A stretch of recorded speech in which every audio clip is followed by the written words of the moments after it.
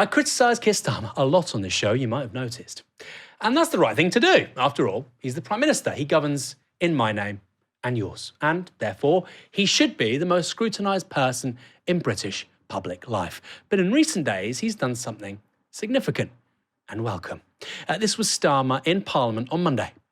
Exposing our military personnel to action that risks their lives, making sure that it is lawful before we ask them to do that. I think that is the duty of the Prime Ministers. A previous Prime Minister has taken exactly the same approach. I will, of course, read the Shadow Attorney's advice, but I'm very clear in the advice that I received, and I will not commit our military personnel to unlawful action. That is not what they would expect and deserve. They are entitled to better than that.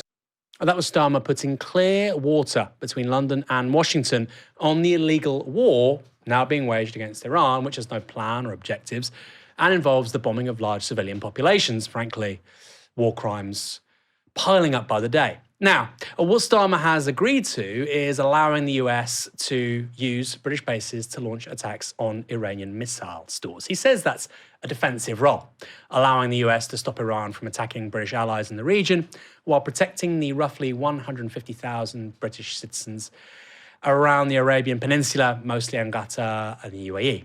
But Starmer only allowed the US access to those bases, including Diego Garcia in the Chagos Islands, on Sunday night, allegedly a good 48 hours after he was first asked to hand them over to the US for use in that illegal attack on Iran on Saturday.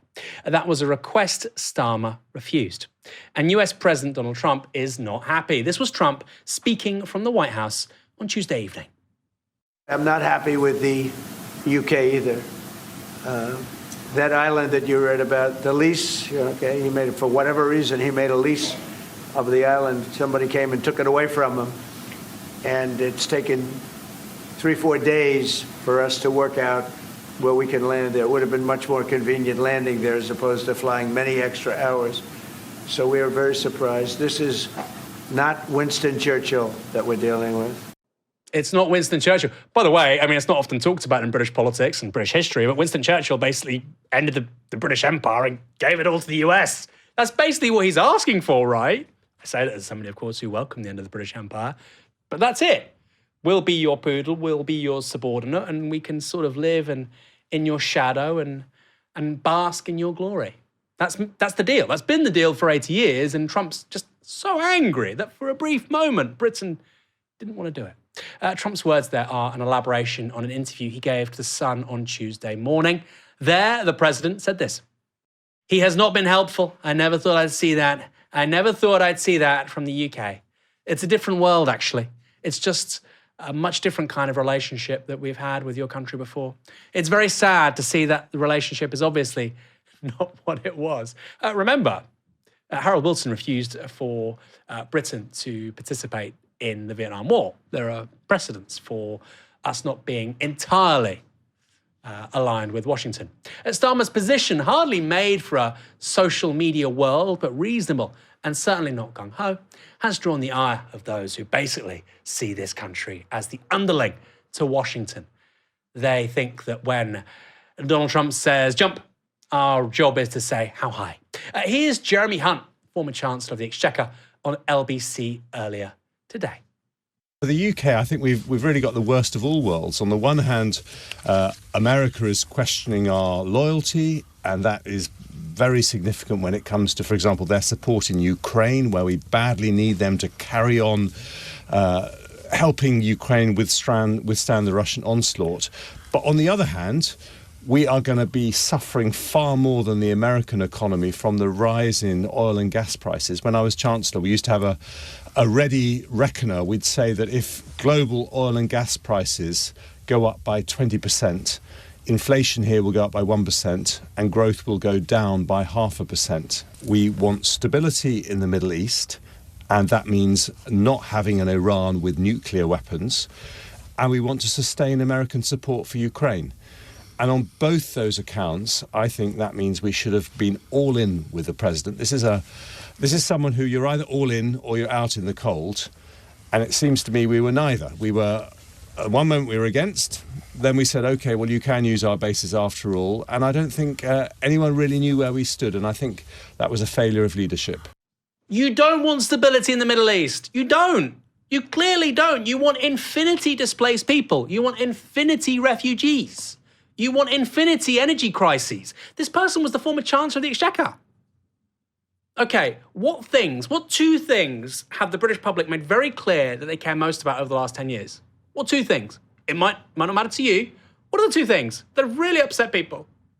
Migration, inflation. Energy bills, refugees. They have, right? There's a reason why Reform are doing so well in the polls.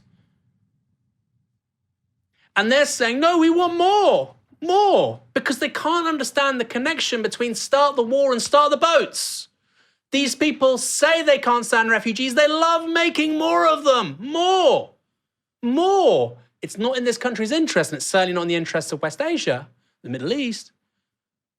But if America does it, we have to do it. So he's not even talking about the concepts he claims to be talking about. We want stability in the Middle East. He doesn't want stability in the Middle East. He's saying, I will do what America wants. Because what America wants is, I have to cloak it in the language of stability in the Middle East. How is invading and occupying and bombing every single country in the region, how is that stability? It's Orwellian. War is peace. And by the way, like I said, it's a former Chancellor of the Exchequer. No wonder this country was screwed after 2010. No wonder we got so poor so quickly. They're cheering on a war which has seen energy prices go up more than they did at the start of the Russia-Ukraine conflict. They're cheering it on.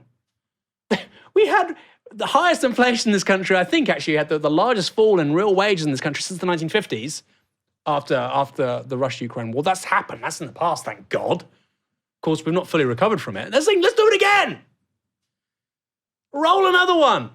Rewind. Take two. This was from Reform UK's Treasury spokesperson, Robert Jenrick.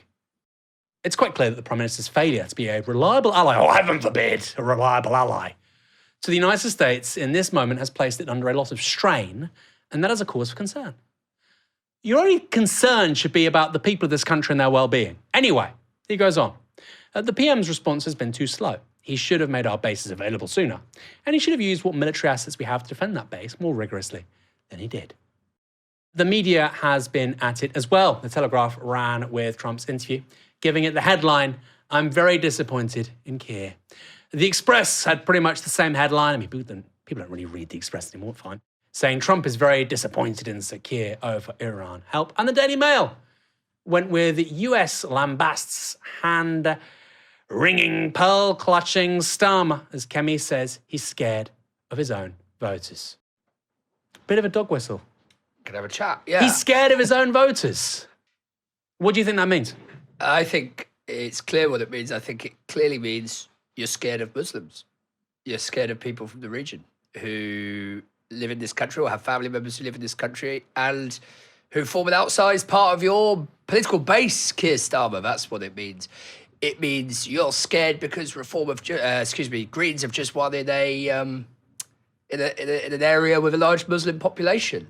And so you're running scared and you're pandering to them. That's what she means. You're right. Absolutely right to call it out, Aaron. It is a dog whistle. You won't go on another crazy military escapade. You won't do Iraq all over again because of Muslims. I mean, that's the level of debate in this country. Again, no wonder the country's screwed, right? No wonder the country is screwed. This is the level of debate. You won't do the thing that Washington wants you to do. There's not a conversation about the national interest. It's because Muslims, right? I saw a great tweet today. It was by somebody who's on the right, I mean the far right.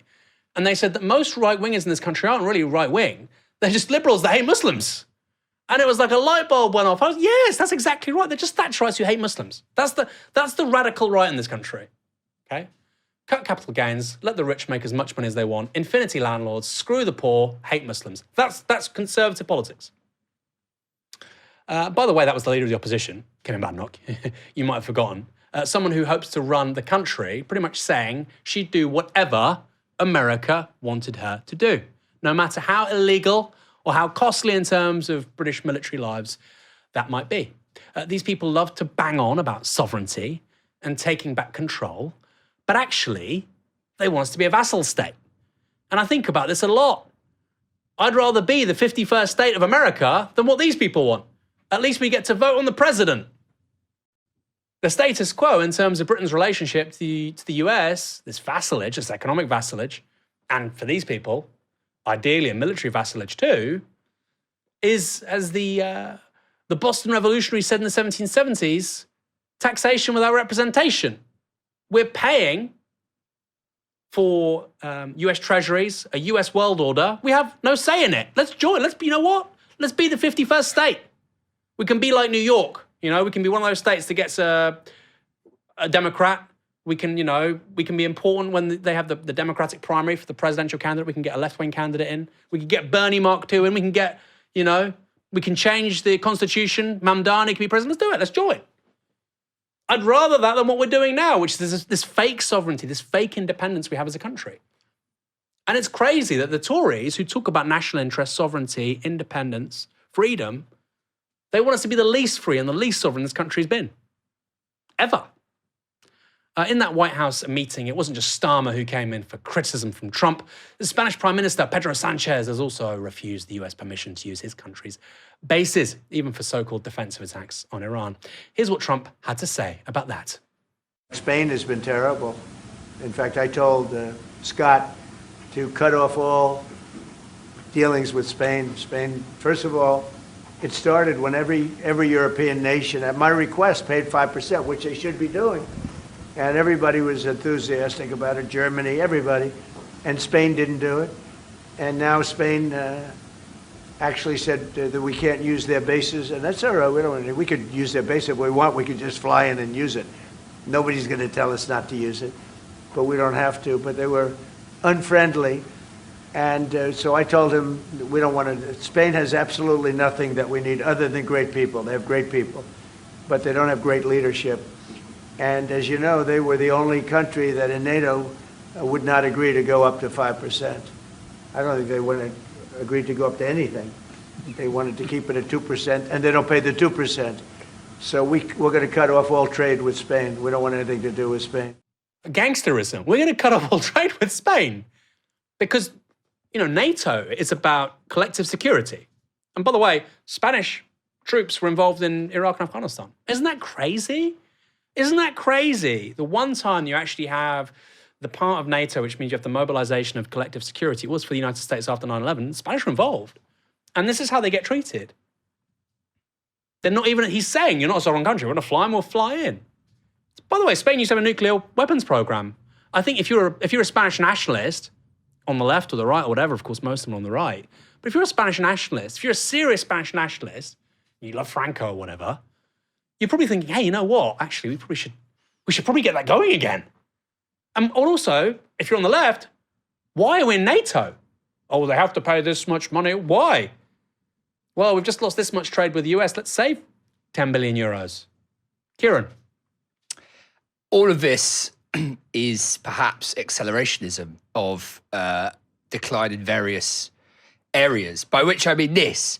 These guys are so out of touch, Aaron. It's extraordinary to see Jeremy Hunt, who's one of the stupidest people to ever be Chancellor, surely, Kemi Badenoch, and all of the usual suspects in the British media, like the Express and the Mail, kind of getting behind something, and not to mention Farage, all of these guys lining up to get behind something that is empirically unpopular.